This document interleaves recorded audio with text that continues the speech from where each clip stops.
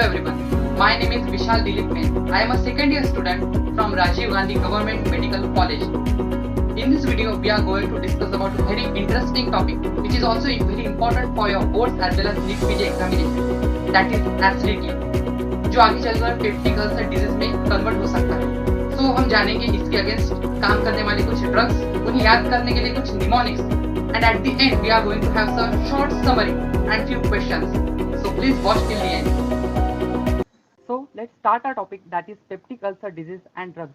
तो सबसे पहले हम जान लेते हैं कि ये अल्सर होता क्या है। जब भी कोई कंटिन्यूस लेयर में कोई गैप आ जाती है या फिर कोई ब्रीच आ जाता है तो उसे हम अल्सर कहते हैं। और पेप्टिक अल्सर में गैस्ट्रिक म्यूकोसा में एक गैप आ जाती है तो उसे हम पेप्टिक अल्सर कहते हैं। तो ये पेप्टिक अल्सर होता क्यों है? तो it is due to the imbalance between the aggressive and the protective factors.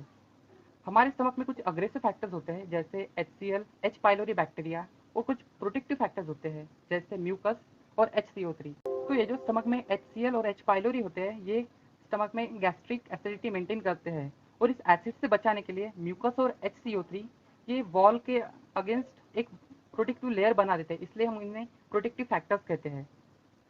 तो पेप्टिक अल्सर की ट्रीटमेंट क्या है? तो हमने अभी देखा कि पेप्टिक अल्सर में एसिड बढ़ जाता है, तो ट्रीटमेंट में हम उस एसिड को कम करते हैं।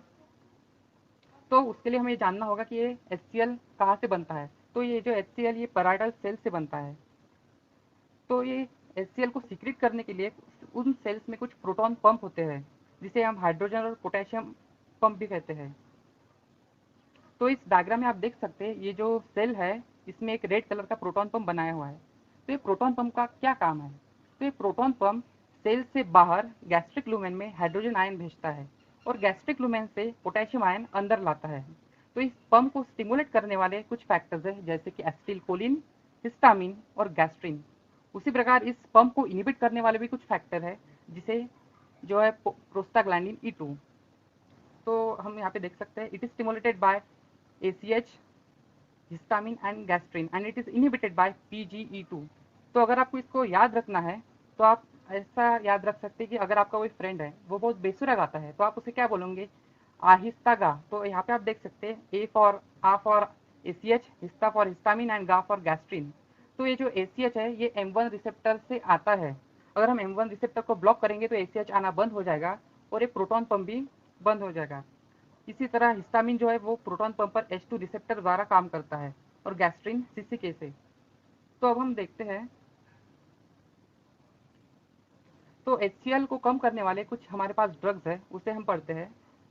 तो सबसे पहले ग्रुप में आते हैं M1 ब्लॉकर्स। M1 ब्लॉकर्स में आते हैं पिरेनज़ेपिन और टेलेनज़ेपिन। तो आप इसको याद कैसे रख सकते हैं? तो सबसे पहले एक समझिए कि एक महाराज था, M1 फॉर एक महाराज था, उसके पैर ब्लॉक हो गए यानी उसके पैर अकड़ गए। तो उसने क्या किया? जब उसके पैर अकड़ गए तो उसने पैरों पर तेल लगाया। तो आप इसे कैसे याद रख सकते हैं कि एक महाराज थे जिसके पैर ब्लॉक हो गए इसलिए उसने अपने पैरों पर तेल लगाया। पैर फॉर पिरेनज़ेपिन एंड तेल फॉर टेलेनज़ेपिन। अगली ग्रुप पर जो है H2 ब्लॉकर्स। हमने देखा था कि हिस्टामिन H2 रिसेप्टर से काम करता है। अगर हम H2 रिसेप्टर को ब्लॉक कर देंगे तो हिस्टामिन का काम भी बंद हो जाएगा। तो H2 ब्लॉकर्स में आते हैं सारे टीडिन में खत्म होने वाले ड्रग्स जैसे कि सिमेटिडिन, रैनिटिडिन, फैमोटिडिन, लोजाटिडिन और निजाटिडिन। तो आप इसको कैसे याद रखेंगे? हमने देखा था पहले ग्रुप में महाराज थे तो इस ग्रुप में रानी आएगी। तो उस महाराज की रानी सीमा रानी, तो उस सीमा रानी को फेमस होना बहुत पसंद था, उसे लग्जरी लाइफ जीना था, इसलिए वो न्यूजीलैंड चली गई। तो आप इससे ऐसी तरह से याद रख सकते हैं सीमा रानी थी जिसको फेमस होना था, लग्जरी लाइफ जीना उसे पसंद था, उसके चक्कर में वो न्यूजीलैंड चली गई। Seema for cimetidine, Rani for ranitidine, famous for famotidine and luxury for loxatidine and NZ that is New Zealand for निजाटिडिन।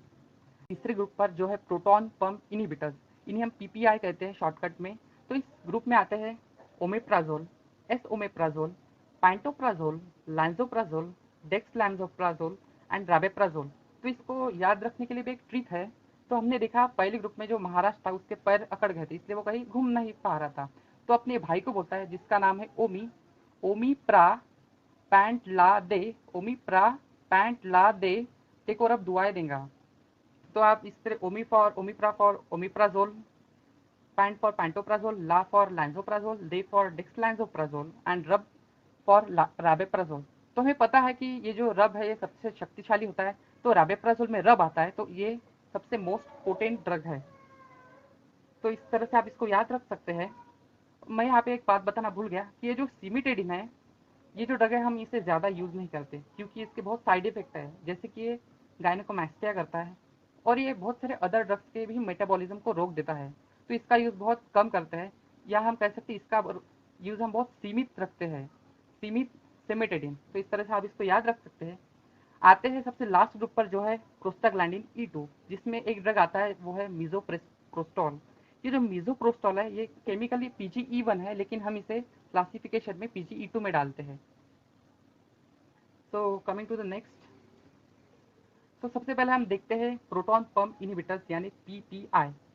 तो ये जो PPI होते हैं ये इरिवर्सिबल इनहिबिटर होते हैं, यानी कि ये एक बार अगर प्रोटॉन पंप को इनहिबिट कर देते हैं तो वो हमेशा के लिए बंद हो जाता है जब तक कि नया पंप ना आ जाए।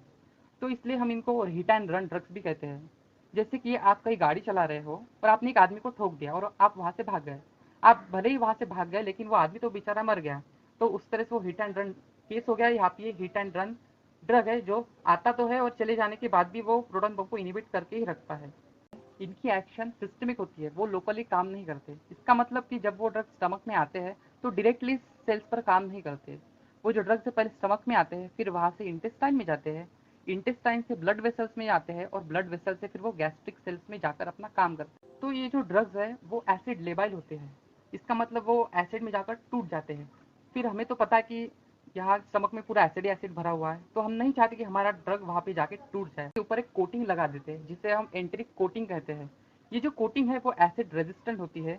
इसका मतलब वो ड्रग फिर स्टमक में नहीं टूटेगा, लेकिन ये जो कोटिंग है वो बेसिक से टूट जाती है। तो हमें पता है कि इंटेस्टाइन में पूरा बेसिक मीडियम है, तो वहाँ पे जाके वो कोटिंग टूट जाएगी और वो ड्रग को रिलीज कर देगी, जिससे वो ड्रग इंटेस्टाइन से एब्जॉर्ब होकर ब्लड वेसल में आएगा और ब्लड वेसल से फिर गैस्ट्रिक सेल्स में जाके अपना एक्शन करेगा।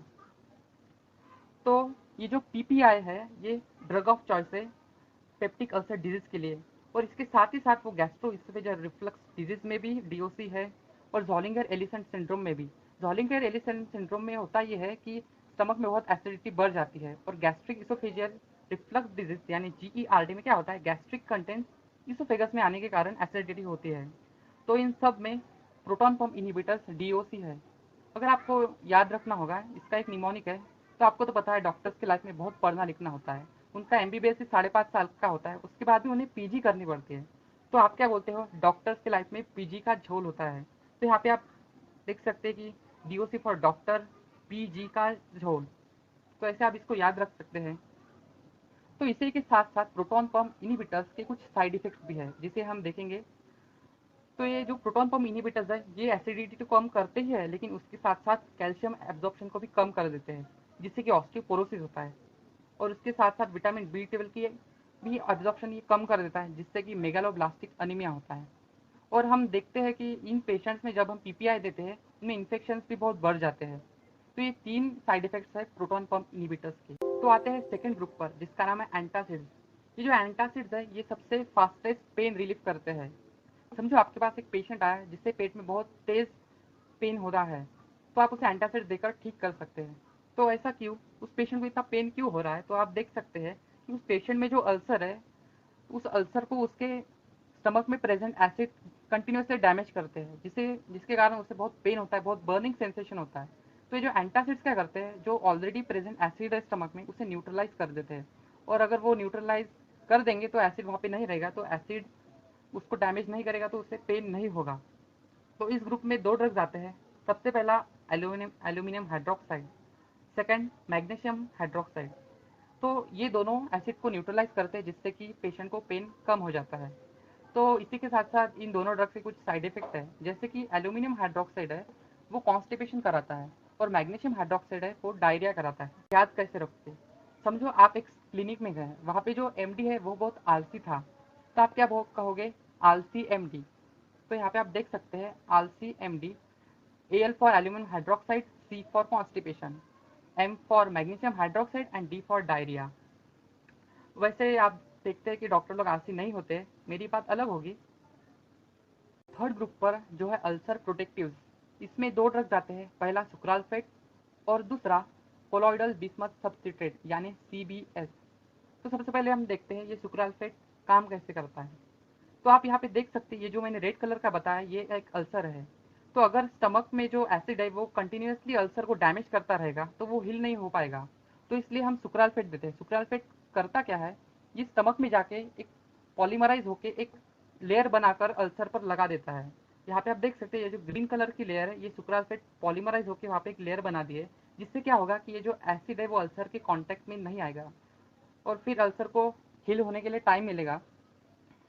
तो ये इसकी जो एक्शन है पॉलीमराइजेशन की, उसको पीएच चाहिए 4 से कम। अगर पीएच बढ़ जाएगा तो ये सुक्राल्फेट काम नहीं करेगा। तो इसीलिए हम सुक्राल्फेट को कभी भी एंटासिड्स के साथ नहीं देते। हमने अभी पढ़ा कि ये जो एंटासिड्स होते हैं वो गैस्ट्रिक एसिडिटी कम कर देते हैं, जिससे कि पीएच बढ़ जाता है। अगर पीएच 4 से बढ़ गया तो सुक्राल्फेट एक्शन नहीं कर पाएगा, जिससे कि कोई यूज नहीं होगा। इसलिए हम इनका कॉम्बिनेशन अवॉइड करते हैं। तो आते हैं सेकेंड इस पर, कोलॉइडल बिस्मथ सब्सट्रेट यानी CBS। CBS भी सुक्राल्फेट जैसे ही काम करता है, लेकिन इसके कुछ अलग साइड इफेक्ट्स है। आपको पता है बिस्मथ एक हेवी मेटल है, तो इसकी टॉक्सिसिटी हो सकती है हमारे बॉडी में, इसलिए वो बिस्मथ पॉइजनिंग कर सकता है। आप देख सकते हैं कि बिस्मथ में BI आता है यानी bi. Bi means two B.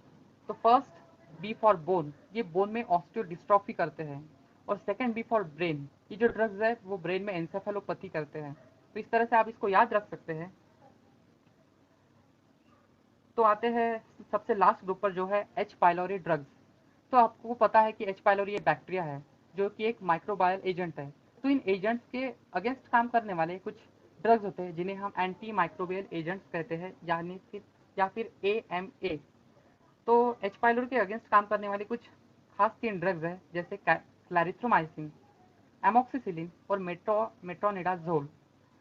तो H पाइलोरी को कम करने के लिए CAM, H पाइलोरी को कम करने के लिए हम इस तरह से इसको याद रख सकते हैं, C for clarithromycin, A for amoxicillin और M फॉर मेट्रोनिडाजोल। तो हमारे इंडिया में जनरली हम ट्रिपल ड्रग थेरेपी यूज करते हैं। अगर आपके पास कोई पेशेंट आया तो हम इसे ट्रिपल ड्रग थेरेपी देते हैं, जिसमें कि एक ड्रग होता है प्रोटॉन पंप इनहिबिटर और बाकी के 2 होते हैं एंटी माइक्रोबियल एजेंट्स। ऊपर की कोई भी 2 आप ले सकते हैं। ये हमें ट्रीटमेंट 2 हफ्ते के लिए शुरू रखनी है। तो इसे हम कैप थेरेपी के नाम से भी जानते हैं। तो इस कैप में C for clarithromycin, A for amoxicillin और P for proton pump inhibitors. So let's come to the summary part. तो हमने अभी तक देखे 4 ग्रुप्स ऑफ ड्रग्स। सबसे पहला प्रोटॉन पंप इनहिबिटर्स, कि जिसमें सारे प्राजोल नाम के ड्रग्स है, ओमेप्राजोल, एसओमेप्राजोल। सेकेंड ग्रुप आता है एंटासिड, जिसमें आते हैं मैग्नीशियम हाइड्रोक्साइड और एल्यूमिनियम हाइड्रोक्साइड।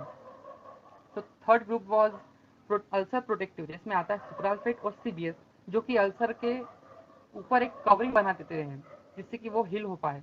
और आखिरी में H पाइलोरी ड्रग, जिसमें आते हैं एमोक्सिसिलिन, मेट्रोनिडाजोल और clarithromycin. So let's solve some questions. So the first question, proton pump inhibitors cause prolonged suppression of acid secretion despite having a short life because. Any guesses? Correct. Because they inhibit the proton pumps irreversibly. क्योंकि अगर वो एक बार proton pump को inhibit कर दे तो वो हमेशा के लिए वो पंप बंद हो जाता है जब तक कि नया पंप ना आ जाए, और नया पंप आने में कम से कम 24 घंटे लगते हैं। यानी इसलिए हम ये जो दवाई है वो दिन में एक बार देते हैं, ताकि वो दूसरे पंप आने के बाद वो अगली दवाई काम कर सके। So coming to the next question, so why should one avoid combination of sucralfate and ranitidine in a patient of PUD? So let's see the options. The first option, sucralfate decreases the efficacy of ranitidine. Option B, sucralfate becomes ineffective in presence of ranitidine. Option C, combination of these two causes agranulocytosis. So any guesses? So yes, option B is the correct answer. Because हमने अभी देखा कि हम sucralfate को polymerisation होने के लिए pH 4 से कम चाहिए। तो अगर हम उस पेशेंट को ranitidine देंगे तो ranitidine क्या करेगा, ये ranitidine H2 ब्लॉकर है, तो वो क्या करेगा कि वो गैस्ट्रिक एसिडिटी को कम कर देगा। अगर एसिडिटी कम हो गए तो पीएच बढ़ जाएगा। अगर पीएच बढ़ गया तो सुक्राल्फेट एक्शन नहीं ले पाएगा, इसलिए हम इनके कॉम्बिनेशन को अवॉइड करते हैं। Thank you so much for watching my video and waiting till here. I have tried to cover all the high yield points from the topic. Hope you like it. Thank you.